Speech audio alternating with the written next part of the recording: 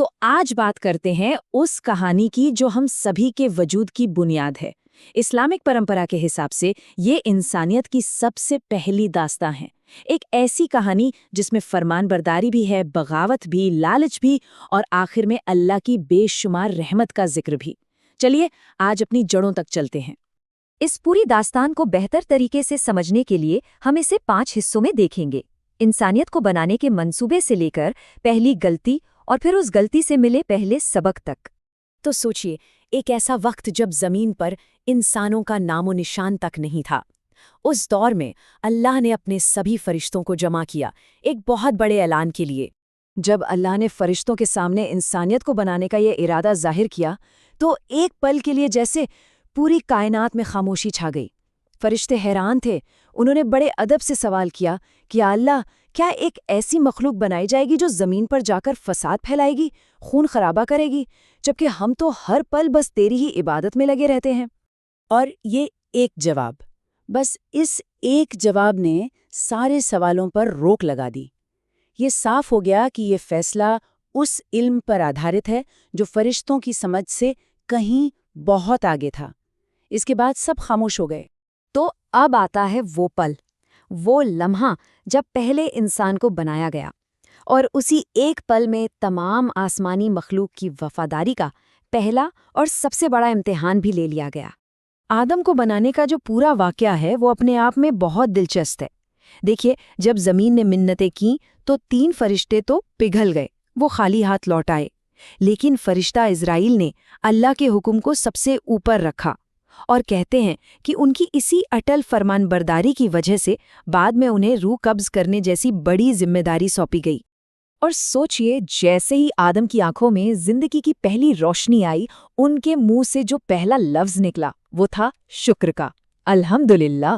یہ سن کر اللہ بے حد خوش ہوئے، آخرکار یہ انسانیت کا پہلا شکر جو تھا۔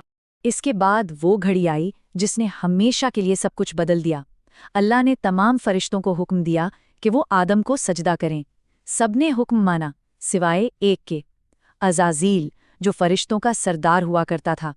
اس کا غرور، اس کا تکبر آڑے آ گیا۔ اس نے کہا، میں آگ سے بنا ہوں اور یہ مٹی سے، میں اس سے بہتر ہوں۔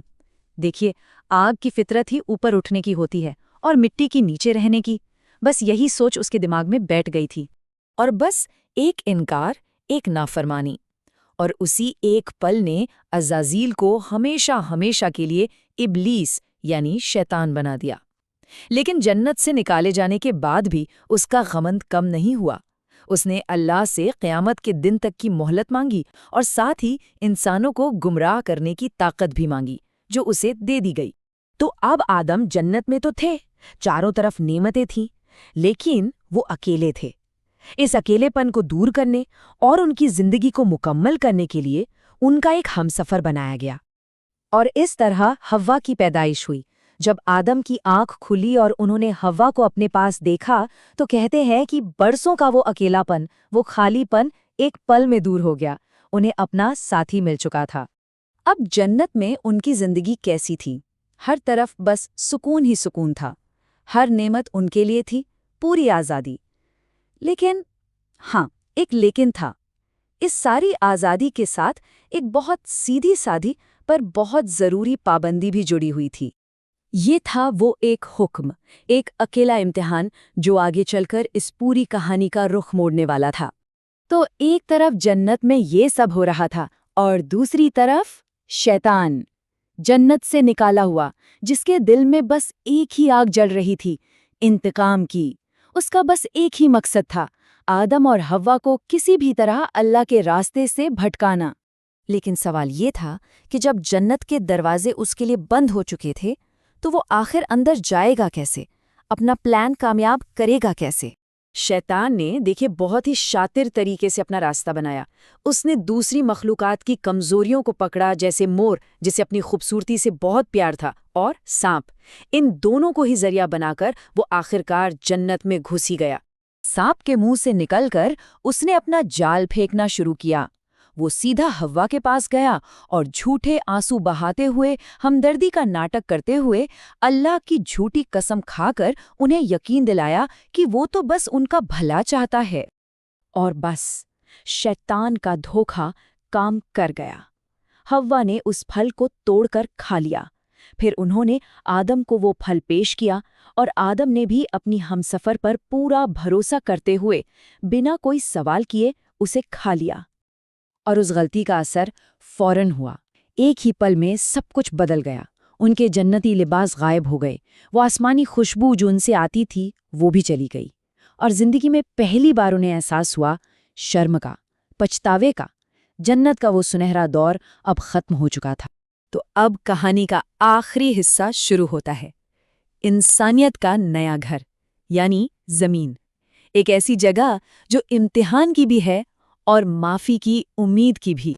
تو دیکھیے، زمین پر ان کی کہانی کی شروعات کسی سزا سے نہیں ہوئی، بلکہ یہ کہانی شروع ہوئی رحمت اور معافی سے۔ ہاں، ایک لمبا وقت جدائی میں، پچھتاوے میں گزرا، لیکن جب انہوں نے سچے دل سے توبہ کی تو ان کی توبہ قبول کر لی گئی۔